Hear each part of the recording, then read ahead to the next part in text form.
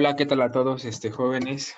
Bueno, bienvenidos a esta otra parte de tabla periódica.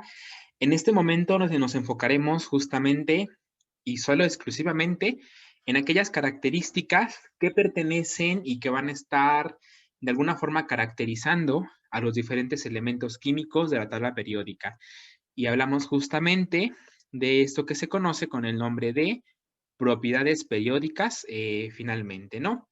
Bueno, yo soy el doctor Roberto Blanco y en este momento hablaremos justamente de estas características. Tenemos que saber nosotros que las características son importantes porque nos permiten no solamente clasificar a los elementos, sino que también funcionan porque nos permiten conocer cuáles son por así decirlo, sus características químicas y moleculares, por supuesto, y también características de cómo van a estarse relacionando, por ejemplo, con otros determinados elementos.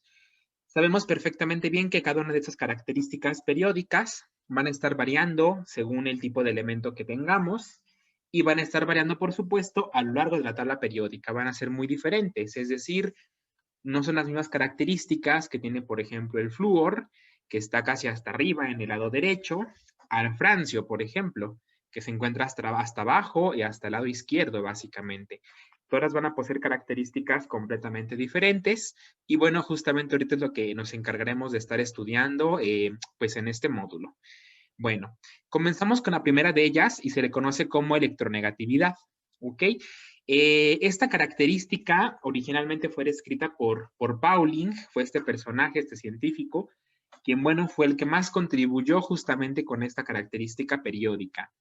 Y de ahí que, bueno, esta electronegatividad tenga una escala, una forma de estarla midiendo, y es justamente a través de la escala de Pauling, que pues básicamente nos mide qué tan electronegativo va a ser un átomo de un determinado elemento, ¿no?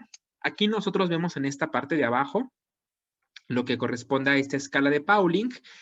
Nos damos cuenta que va asignando diferentes valores. Por ejemplo, vemos que el hidrógeno tiene un 2.20, por ejemplo, el flúor tiene un 3.98, y bueno, básicamente vemos cómo esto va variando. Esto corresponde finalmente a la escala de Pauling. Antes tenemos que saber, por supuesto, pues cómo se define la electronegatividad. Básicamente, en términos muy coloquiales, yo siempre lo he asociado con qué tan abusivo es un elemento, qué tan buleador es un elemento. ¿Por qué? Pues porque, bueno, hemos visto en las películas, afortunadamente esto ha cambiado muchísimo en cuanto al tiempo, pero bueno, vemos películas donde de pronto una persona muy buleadora llega con el otro y le quita su torta, por ejemplo, le roba su dinero, le arranca sus propiedades, ¿no?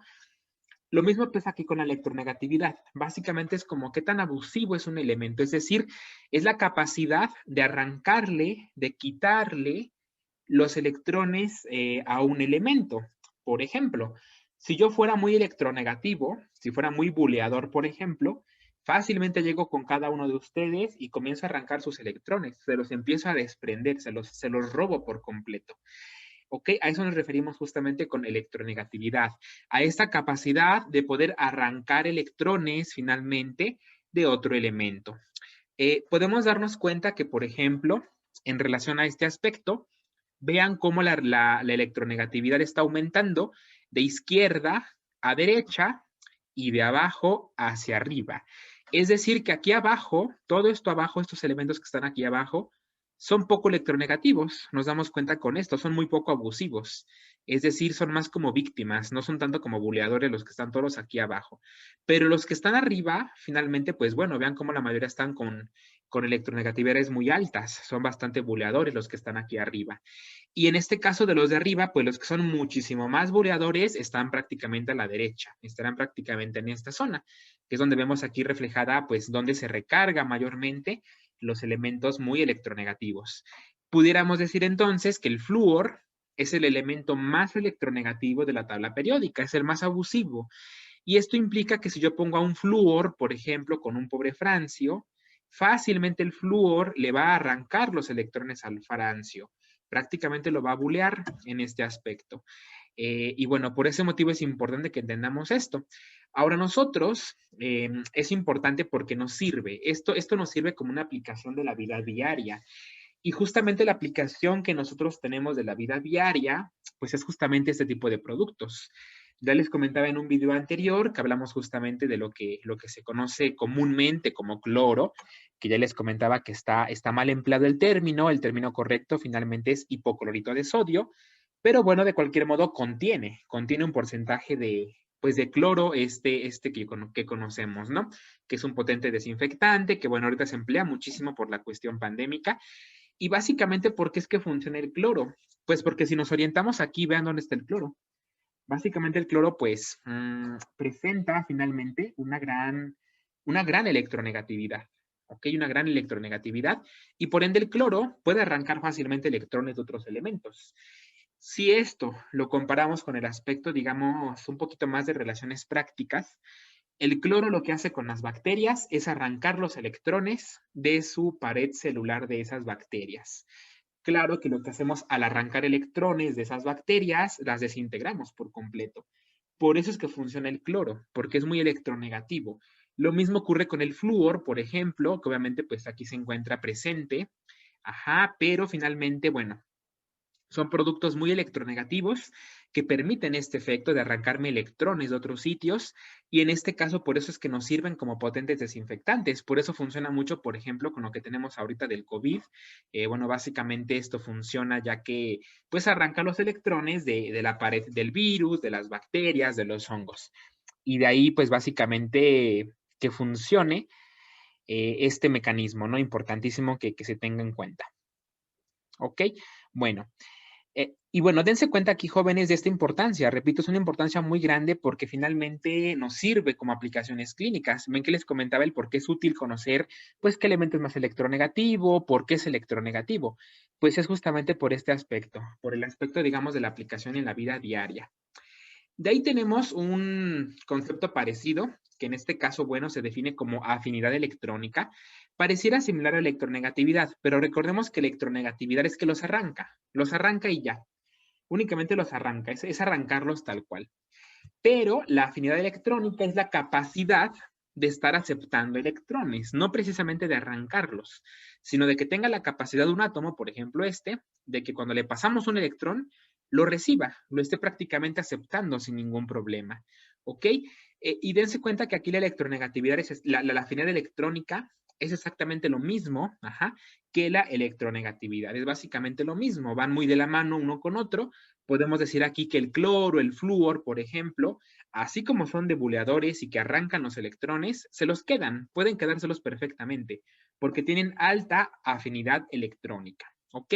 Lo mismo ocurre, veamos aquí cómo aumenta la afinidad electrónica de abajo hacia arriba, de izquierda a derecha, y bueno, básicamente el elemento que es más electroafín es el flúor, y el que es menos es justamente el francio, que son los dos opuestos que pues básicamente aquí nosotros estamos presentando. Bien, tenemos una siguiente propiedad periódica que es esta. Se conoce como energía de ionización. Y bueno, si recordamos nosotros, cuando hablamos, por ejemplo, de ionización, les comentaba en un video anterior que pues la ionización es cuando un átomo deja de ser neutro y adquiere una carga eléctrica. Bueno, la energía de ionización es la energía que requiero para remover un electrón de un átomo. Es decir, ¿cuánto requiero yo invertir de energía para que ese electrón me venda su átomo? Es más o menos como una venta, de hecho. Es como que yo le digo al átomo, al elemento de un átomo, le digo, ¿sabes qué? ¿Cuánto quieres por tu electrón? Ah, no, pues que quiero 10 pesos. Ok, ten, aquí están. Le doy los 10 pesos y me da su electrón. Pero hay algunos que van a pedirme más. Hay unos que me van a pedir hasta, no sé, 1,000 pesos por su electrón. Esto depende mucho de cada elemento y básicamente esa es la energía de ionización. Es el precio a nivel energético, la energía mínima que requerimos para que nos pueda dar un átomo, un electrón ese átomo. Y veamos cómo básicamente pues aumenta básicamente hacia la derecha, está aumentando hacia la derecha y disminuye prácticamente de arriba hacia abajo. Nos damos cuenta de estas características pues importantes de la energía de ionización. ¿Ok? Algo que es relevante mencionar en este punto pues es justamente que para que pueda ocurrir este cambio, este intercambio de electrón en energía, tenemos que tener un estado gaseoso.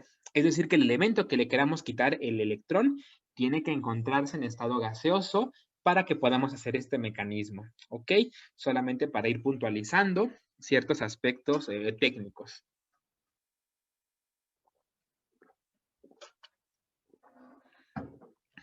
Ok, bueno, aquí tenemos básicamente la siguiente característica, que es esta que vemos aquí, que se le llama radio atómico. Básicamente el radio atómico va a ser la distancia que existe, vemos aquí, voy a cambiar aquí el puntero. Básicamente en el radio atómico vemos lo siguiente.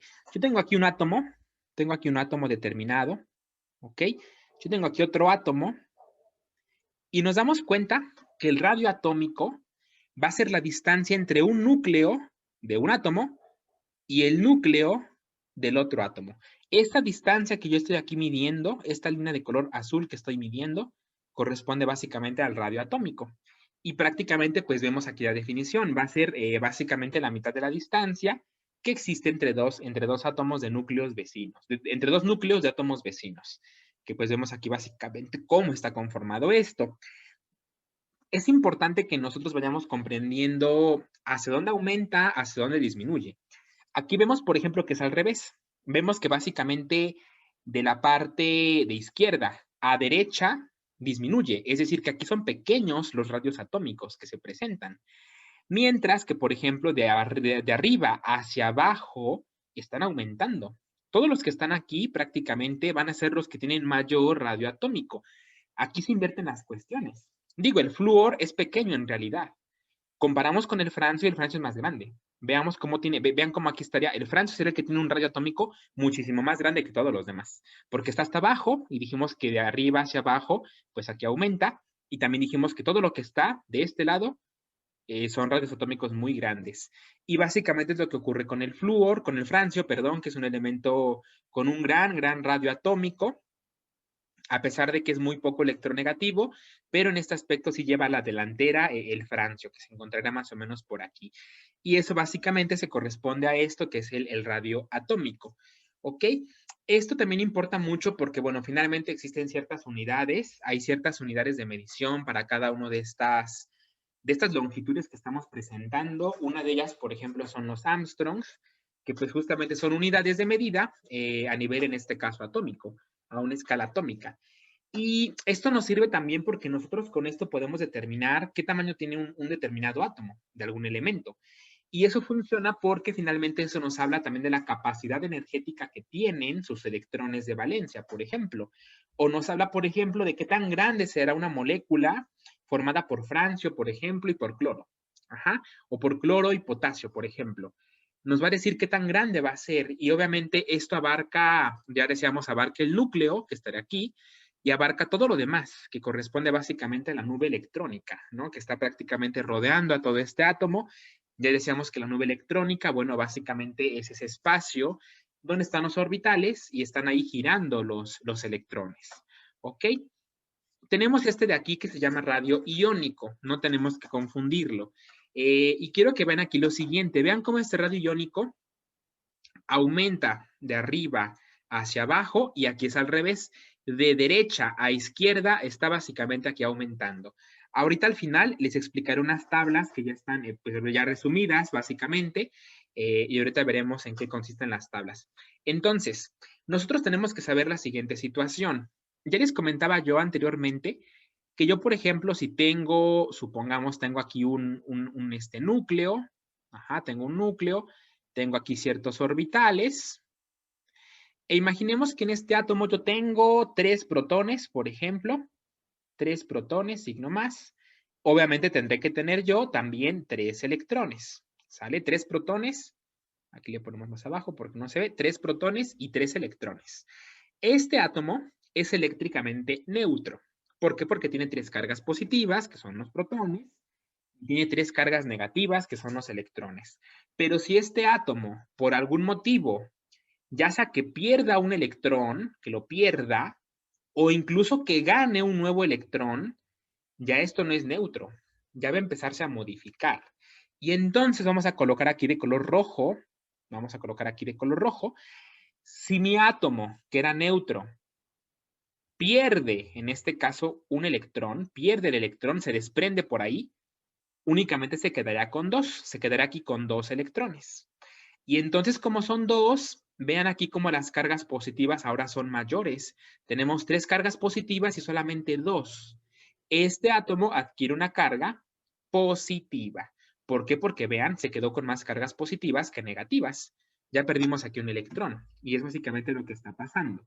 Ahora al revés, vamos a colocar aquí otro color. En el caso, por ejemplo, de que en lugar de perder un electrón, gane un nuevo electrón por aquí, obviamente ese electrón se viene aquí, se suma y ya no son 3. Imaginemos que ahora van a ser 4, obviamente. ¿Sale? Van a ser aquí 4. ¿Por qué? Pues porque eran 3 y se sumó uno nuevo, pues ahora son 4. Y ahora entonces vemos que son 3 cargas positivas y 4 negativas. Ese átomo adquirirá la carga negativa. Entonces, ¿cuál va a ser la conclusión de esto? Aquel átomo que pierde electrones, queda con carga positiva. Y a ese nuevo átomo con carga positiva se le llama catión. ¿Ok?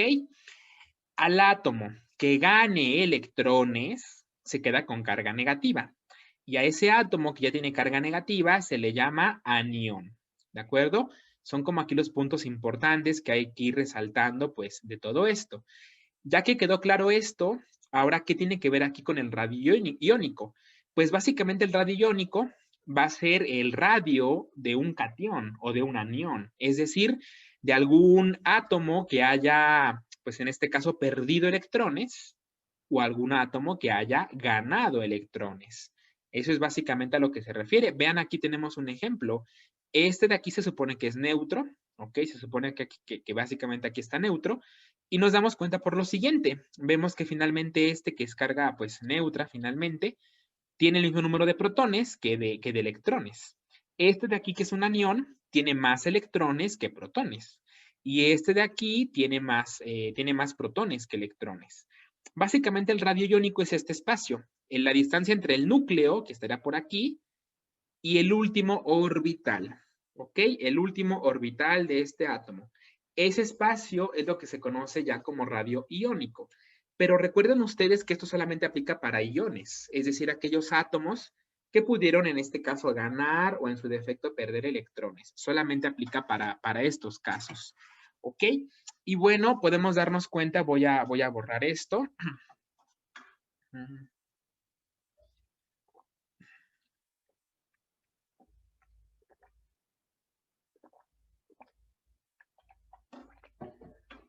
Podemos darnos cuenta que básicamente los aniones tienen un radio iónico mayor. Vean aquí el espacio que hay. Es un radio iónico mayor. Y los cationes, que son carga positiva, tienen un radio iónico pues menor. ¿De acuerdo? Es algo interesante que lo tengamos en cuenta. Tiene que ver porque recordemos que estos aniones ganaron electrones. Y como ganan electrones, pues su nube electrónica va creciendo. Como los cationes perdieron electrones, su nube atómica, su nube electrónica es más pequeña. Pero bueno, una parte más fácil de aprendernos esto es con esto. Simplemente aquí recordando un poco las flechas, hacia donde aumenta el radio iónico, aumenta de derecha a izquierda y de arriba hacia abajo está finalmente aumentando. El francio contiene un radio iónico bastante grande, por ejemplo. En caso de que sea anión, pues sí es bastante grande su radio iónico. Ok, y bueno, ya vimos como tal todas estas, ok, ya vimos como tal aquí los puntos, digamos, hacia dónde aumenta, a dónde disminuye, lo vimos, digamos, por separado en cada una de las tablas, pero nosotros, yo por eso les comentaba la vez pasada en la clase, cuál es la importancia de estar conociendo bien la tabla periódica, porque yo más o menos localizando dónde se encuentra un elemento, puedo más o menos determinar cuál va a ser más grande. Si yo pusiera un ejemplo en un examen que venga, ¿cuál, por ejemplo, de esta? De esta, de electronegatividad. Nos pueden preguntar, por ejemplo, ¿cuál de los siguientes elementos es más electronegativo? Y nos ponen opción A, rubidio, opción B, nitrógeno. Ok, a lo mejor yo no me sé cuál es específicamente el número de Paulings, del rubidio que está aquí y del oxígeno que está aquí. A lo mejor yo no lo sé eso, pero sí me sé que el rubidio está en la familia 1A y que el oxígeno está en la familia prácticamente 6A. Y también ubico precisamente estos cambios, que de abajo hacia arriba aumenta y de izquierda a derecha aumenta. Significa entonces que el rubidio, vean dónde se encuentra mucho más abajo que el oxígeno y aparte está hasta la izquierda. Es decir, que el rubidio tiene muy poca electronegatividad y el oxígeno es el que tiene mayor electronegatividad, que aquí básicamente sería pues la respuesta correcta. ¿Ok? Bueno. Ya en esta gráfica, en esta última tabla, les presento pues ya de forma resumida cómo está esta cuestión. Vean básicamente cómo en relación a la afinidad electrónica y energía de ionización van a la par. Una y otra van a la par, aquí incluso van también a la par, una con otra, aumentan de izquierda a derecha y de abajo hacia arriba. Radioatómico, pues aumenta en este caso de arriba hacia abajo y de derecha a izquierda, son como diferentes. Aquí, por ejemplo, bueno, vemos otra imagen, también aquí va a ser exactamente lo mismo, pero quiero mostrarles esta, que es la que está más completa de todas. Aquí nos agrega incluso la energía de ionización, nos agrega la electronegatividad también, y bueno, básicamente el radioatómico. Pero únicamente para que lo tengan en cuenta, digo, finalmente lo fuimos viendo pues por separado en cada uno de estos bloques, hacia dónde aumenta, dónde disminuye, y bueno, será muy importante. Ahora vamos a hacer unas preguntas brevemente así de repaso. Ustedes vayan respondiéndolas en sus mentes. Yo les preguntaré de aquí, ¿cuál elemento es más electronegativo? ¿El potasio o el carbono, por ejemplo? Ok, piénsenlo. Potasio o carbono. Ya que tengan la respuesta, pues pueden ver cuál es la correcta. Potasio está aquí, carbono está aquí. El carbono está más arriba que el potasio y el carbono se encuentra más a la derecha y que el potasio. Por lo tanto, teniendo en cuenta las flechas, el carbono sería más electronegativo. Otra pregunta, ¿cuál es más electronegativo? ¿El fósforo que está aquí o el azufre? Pues aunque están al mismo nivel, el que está más a la derecha es el azufre. Y recordemos que a la derecha aumenta más la electronegatividad. Por lo tanto, aquí el azufre, pues tiene básicamente una mayor electronegatividad. ¿Ok? Lo mismo ocurre con afinidad electrónica. Básicamente ahí fue un ejercicio que yo les pregunté para que pues vieran qué tanto estuvo aquí comprendiéndose toda esta parte. ¿De acuerdo? Y bueno, espero que haya quedado claro esta parte del video. Nos estaremos viendo en otros módulos finalmente. Espero que les haya gustado. Y cualquier duda, pues estamos básicamente para servirles. Que pasen un excelente día, tarde o noche.